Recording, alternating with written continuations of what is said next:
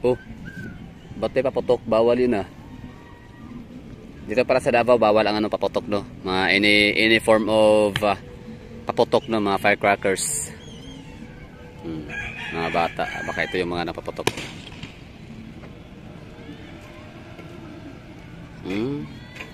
Oh, shout out dyan sa ano? Ating mga kinauukulan. Bakit may mga napaputok yata sa lugar? Kahit pasabihin natin ano, yung parang lantaka lang.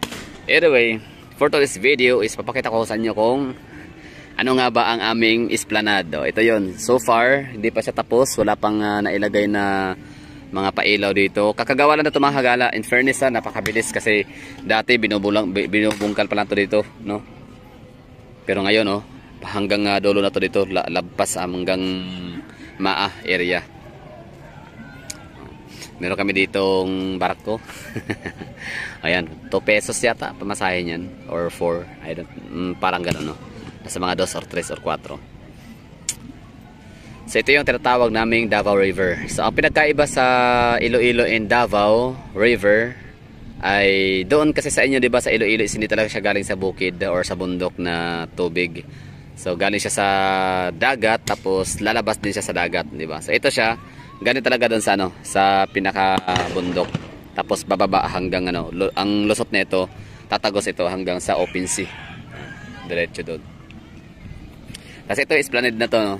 Gawa na siya pero hindi pa siya na-beautify. Wala pa siyang nailagay ng mga tanim, mga shades, no? Feeling ko lagyan to ng, I don't know kung with shades or lagyan siya ng tanim. Depende.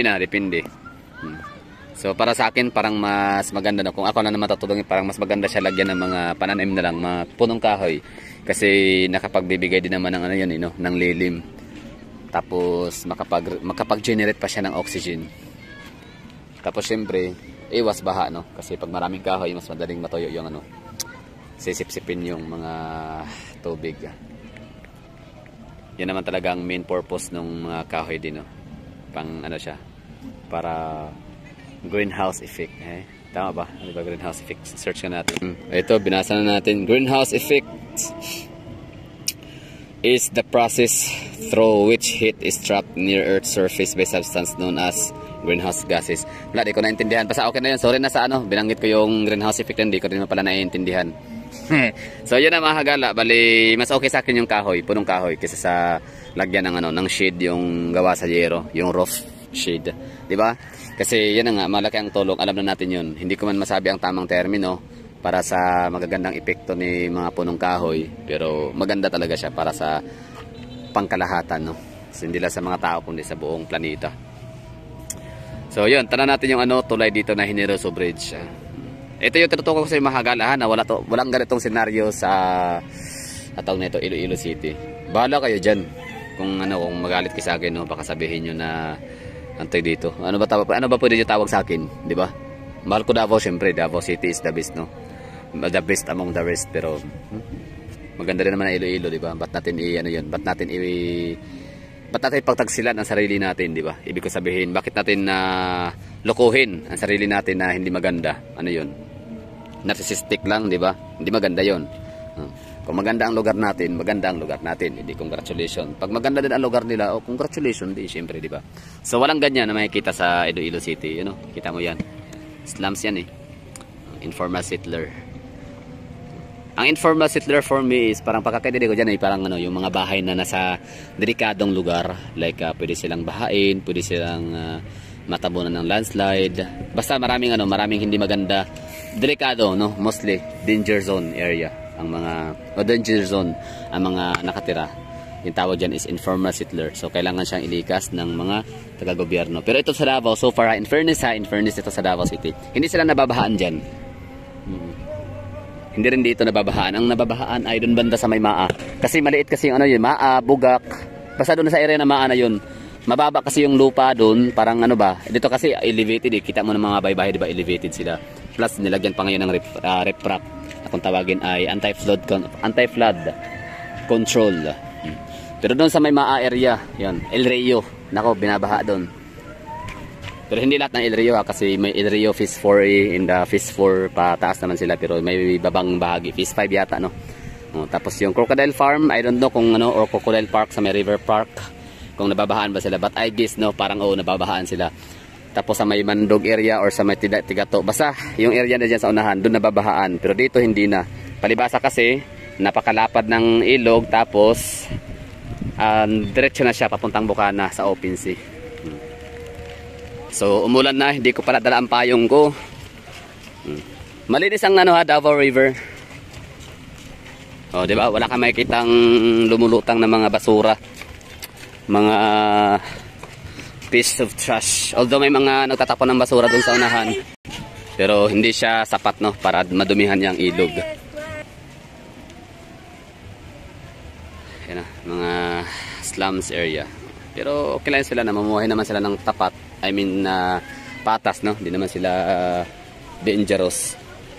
Kumbaga parang yung mga babae doon sa 7-Eleven sa may Bredco Port sa may Bacolod, 'di ba? Sabi niya, sabi ko ba't ganun? Bakit hindi delikado? Bakit hindi safe, 'di ba? Bakit delikado na maglakad diyan? Bakit maraming mga ganung tao? 'Yan ang tanong ko ha. Kasi ang point ko sana doon parang gusto kong i-stress is yung bakit maraming mga snatcher o kung hindi magagandang may mga crimes no na naitala doon sa lugar na tinutukoy ng mga babae. Kung gayon, kumbaga ang tinutukoy kung bakit asan pala ang mga pulis, asan pala ang mga barangay tanod, asan pala ang mga authority, di ba? So yun sana ang tinutukoy ko doon. Pero alam mo ang tinuturo ng mga babae na bakit ang sagot ko ang sagot nila sa tanong kung bakit ay yun na nga dahil daw sa mga squatter area. Di ba? So unfair naman sa mga squatter ng Davao, unfair naman sa squatter ng ibang mga syudad na hindi naman sila nangingialam, hindi naman sila nangahablot, hindi naman sila nagnanakaw, wala naman silang ginagawang krimen. So unfair yun. So baka doon lang sa kanilang lugar, no, yung squatter area nila na delikado. Kasi yun ang tinutukong ko, tinuturong dahilan ng babae.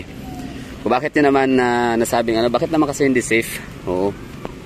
Para ang tinutukoy ko, asan pala mga pulis, asan pala ang mga barangay tanod, asan pala ang mga kinauukulan.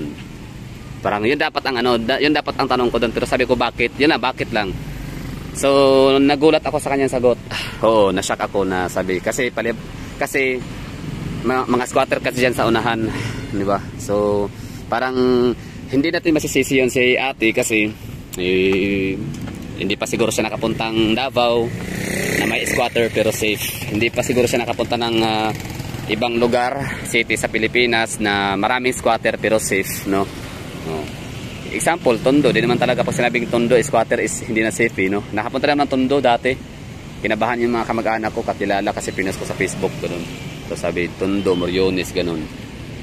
Tapos kalat pa nun, wala, kakaupo pala ni ni Digong. Sabi, ingat ka dyan. Ingat ka dyan bro, ingat. Ingatan mo sarili mo, parang gano'n. Ingat ka dyan kasi Tondo nga, di ba? So hindi siya magandang tawag na ito. Hindi siya magandang reputation, no? Pag sinabing Tondo, yan, snatch, nakaw, hold up, o ano pang magulo. So doon naman sa mga babae sa may 7-Eleven, sa may Bredco, sa Bacolod Port.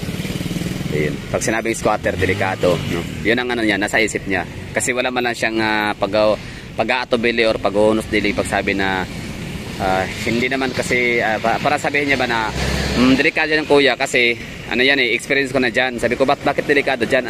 Paano naging delikado? O ang sagot niya kasi squatter kasi dyan sa unahan, malapit kasi yan sa squatter, mga squatteran kasi dyan sa unahan so hindi niya namalayan na hindi niya alam na pwedeng maka-offend yun sa ibang mga squatter area. Pero hindi naman sinabi naman na lahat ng squatter sa Pilipinas ay gano'n, no? Although wala siyang sinabi, maaari ako lang nag-isip noon, no? Pero wala siyang sinabi, mali lang naman sa kanyang sinabi na kaya delikado siya sa unahan kasi squatteran. So therefore I conclude na yung squatteran daw na area is doon na naninirahan ang mga tinutukoy niyang mga nag-aabang sa kanya at mga hablot sana o gagawa ng hindi maganda at mga naitalang mga krimen, no? So ibig sabihin doon sa lugar na yon. Ganun na yun dapat kung saan yung may delikadong area. Dito sa Davao, maganda rito sa Davao kapag may mga naitalang mga lugar na delikado, like may mga series of mga nakaw, mga akyat bahay. Alam niyo yun, dito sa Davao may naganap na akyat bahay dito, marami series talaga siya. 2, 3, 4 na beses, tapos yung kinabukasan wala, tapos na din. So alam na natin ang nangyari noon, bakit nawala na. O di ba? So yung mga kriminal na yon, may kinalalagyan talaga sila. So dito sa Davao, kung saan yung mga danger zone, so doon talaga naglalagay ng mga pulos at mga police visibility, no, ng mga tanod, auxiliary. Kaya yun, hindi talaga tumatagal. May mga nagsasucceed. May successful na mga magnanakaw dito, mga snatcher, mga tarantado, pero hindi sila talaga maglalast, no, ng habang buhay na ganun trabaho nila. May isang linggo yan, okay na. May mga taga-ibang probinsya din pupunta taga ng Davao dito na bibiktima. Kasi sa kanilang lugar na nga, hindi nila makaya. Kumbaga, wala na siguro mabibiktima. So dito sa Davao, no. Pagdating sa Davao, nakabitin ng 1, 2, yun, timbog. So alam na ano nangyari kasunod, di ba? And worst, may mga kami dito, no, mga talagang nakalungkot kasi pulis talaga. Oo. Doon sila nang hold up sa Jensan. Basta siya, police auxiliary ba yun or police talaga, no? Basta taga Davao. O bakit dito, bakit hindi sila sa Davao nang hold up, di ba? Kasi alam nila. Pero ganoon pa man, kahit pa sa iba, sa Jensan sila ba yun? Sa Jensan, Alabel, or sa Ago, Davao del Sur, or somewhere, basta nahuli pa rin sila. So, ganoon lang naman yun. So, ito yung namin dito ha, Esplanade. So, hindi pa siya maganda. I mean, ibig ko sabihin, wala pa siyang beautification. Hindi pa siya nalagyan ng mga coloring, drawings. Hindi pa nalagyan ng mga punong kahoy. Wala pa siyang arts, kumbaga, no? Plain Esplanade lang talaga siya. And riprap, no? Flood control. I don't know kung anong purpose nila dito, kung papagandahin, pero or lalakaran lang, or bike lane, or basta yan na yun. Meron kaming Esplanade dito, kahit paano. Tapos hanggang sa kabilaan, pitin na natin sa kabila. Ito pala yung dito, pinakamalawak na sidewalk sa tulay, which is very safe, di ba? Nice one. Tumawid lang tayo, doon tayo galing sa kabila kanina. Tapos tumawid lang ako para maipakita ko sa inyo yung hitsura ng Esplanade din dito. Ay, wala pa pala dito na area. Meron na ba? Tingnan nga natin. Ba't parang nawala? Meron na yun May pailaw na nga Doon sa kabila, maganda yun riprap. Soon to be, yan, magandang Esplanade. Ito na yun, Esplanade, riprap, flood control. Sa ngayon, hindi pa siya napaganda, hindi pa siya na-beautify. So, hindi ko alam kung anong update, bakit, or baka may mas talaga, inuuna ang city na dinidevelop na yun talagang pinakamaratawa nating essential. Ganun lang, So, thank you for watching mga Hagala, and bye-bye.